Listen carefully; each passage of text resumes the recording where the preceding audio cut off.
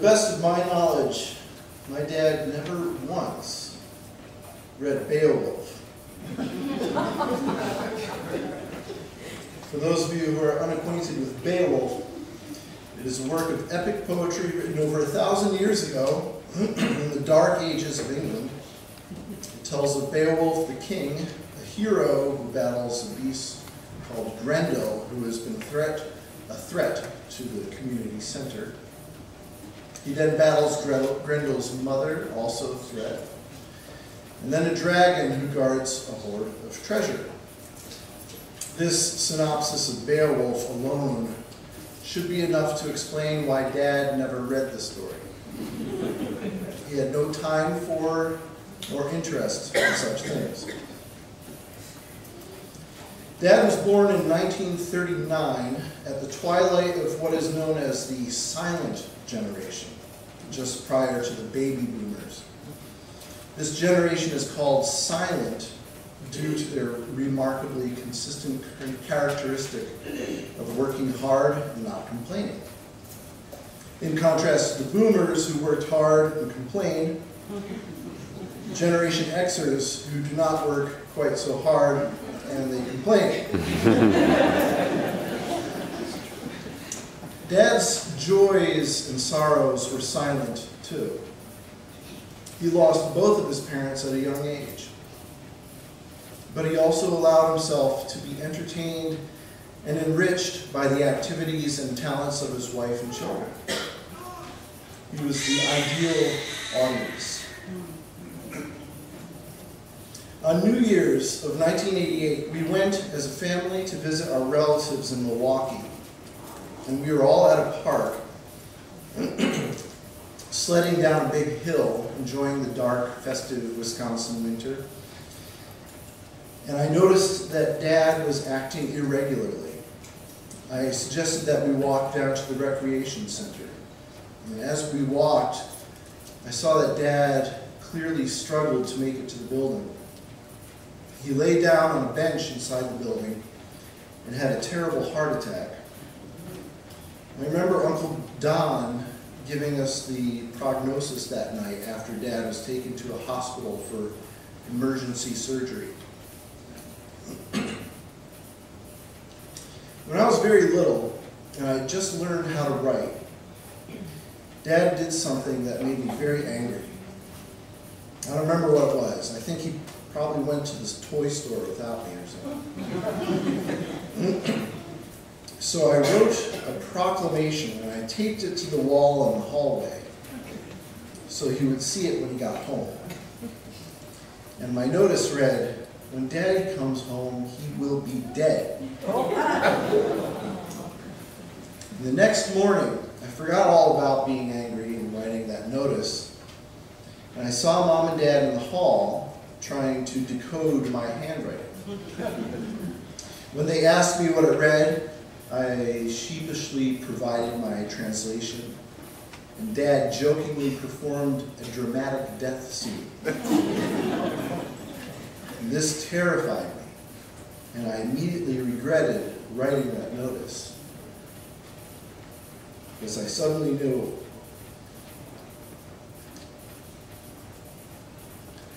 what it was like to lose my dad.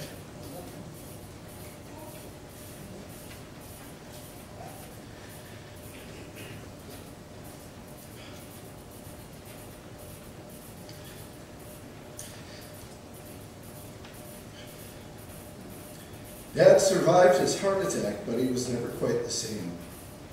He exercised. He was careful about what he ate. He kept current with the latest in heart health information.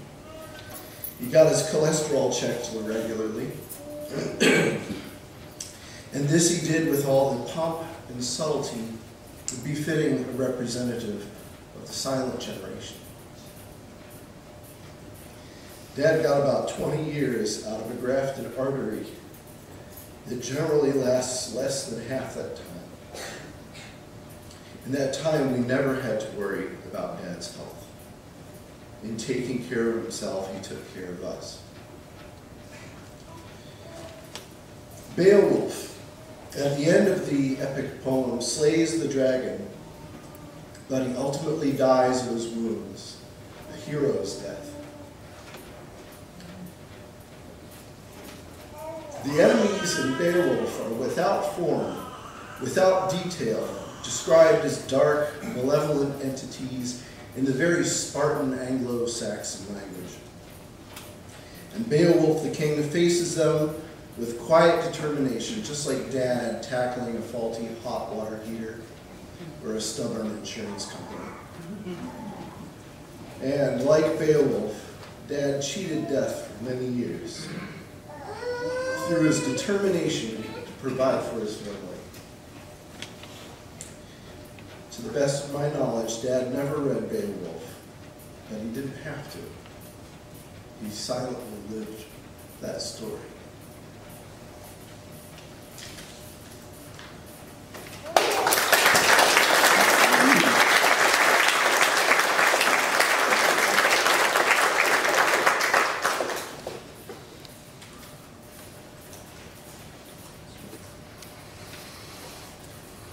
So now I have to come up and follow that.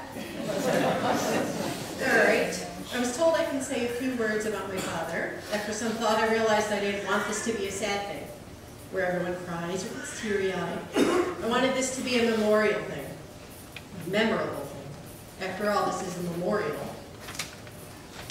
To share memories of those that are no longer here with us in the physical sense. So let's make it a good one. All my kids want to be here. A few memories. When I was much younger, probably about 5, I remember going to the hardware store with my father early Saturday mornings. I don't really recall the name of the hardware store, but there would be donuts on a small table in the back of the store. That's the only reason why I loved going. And probably the only reason why my father loved going. I don't think he needed to go to the hardware store every Saturday. I didn't like going otherwise. My dad was 6'2", had very long legs, and as a 5-year-old, keeping up with him was not the easiest. I remember asking him to slow down, and he would smile at me and slow down a little bit. Made it a little easier for me. When I was 10, we had a father-daughter dance with the Girl Scouts, and there was a picture taken of the two of us. He was looking at me, so proud. He kept that picture on his desk. That always made me happy to see that there all the time. Although he was strict at times, he was also very fair. Now that I'm a parent to 3 children, I know that it can be very tough at times to be fair to all your children. He raised us well, worked hard, but still made time to always be home for dinner and at the end of the day, and would spend time with us on weekends. He had a quiet sense of humor, as you know. As most of you know, my mom has some vision problems. About 10 years ago, Don and I were at my parents' house in Fairhaven with my brother Jordan, I think was there. And we were cutting down trees in the far backyard. There we were, the 4 of us. Dad, Jordan, Don, and myself. Don is my husband, who's somewhere with my other daughter. With ropes, chainsaws, manual saws, figuring out if we put the rope around here and pull this way, the tree should fall right there. After much figuring out, the tying off the tree, cutting, pushing, pulling, there was this huge crash. The tree fell right where we had planned. We all stood there in awe. My mom opens up the door to her studio, pokes her head out, and says, "Is everything okay out there?" And we said, "Yes, the tree fell right where we wanted it to."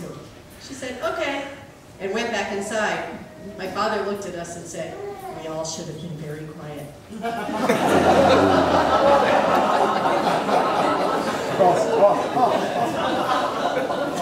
A line I will always remember. As my dad got older, he relaxed a bit more. We went out to Fridays for dinner. I think Megan may have been 1 or 2. This is Megan. There was a lady walking around making balloon animals and shapes. She stopped by the table and offered to make something. Megan got a flower balloon. My father asked for something fun. She talked with us for a while and started working on my father's balloon. After measuring his head and lots of blowing up of balloons and twisting and turning, the lady placed the balloon on his head. It was a helicopter balloon. My father thought that was the best. And wore it for the rest of dinner and all the way out to the car. He probably even wore it home. Even my mom said that was something he never would have done before. My dad was an honest man, and as I said before, a fair man, a wonderful husband to my mom, a caring father to us kids, and a kind friend to many. He will be missed. I'm so happy that my children got to meet their Pampa. Megan still talks about him, and I try to keep his memory alive in our hearts. She has even told me that he has talked to her in her dreams. But that he didn't give enough details. Megan's kindergarten teacher would be so proud, as she was always asking Megan for more details in her writing. Dad, I miss talking to you, telling you about my job and the great things that your grandchildren are doing. And I'm glad I got to talk to you on your last day here on earth, even only for a minute. Thank you for all that you have taught me, from changing the tire on my car to how to manage the finances for the house. I honestly believe that he is watching over us and smiling and saying, "Gentlemen, as you were." And